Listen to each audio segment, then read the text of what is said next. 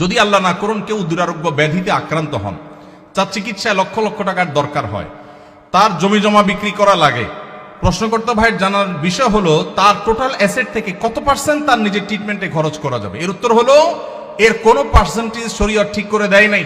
তার ট্রিটমেন্টের জন্য যদি তার টোটাল সম্পদ বিক্রি করা লাগে, সেটা বিক্রি করার অধিকার ইসলাম তাকে পরিপূর্ণভাবে দিয়েছে।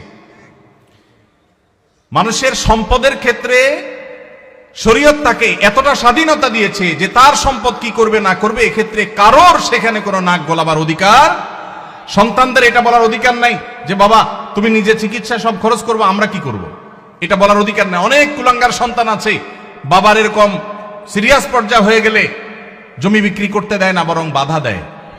আছে না নাই?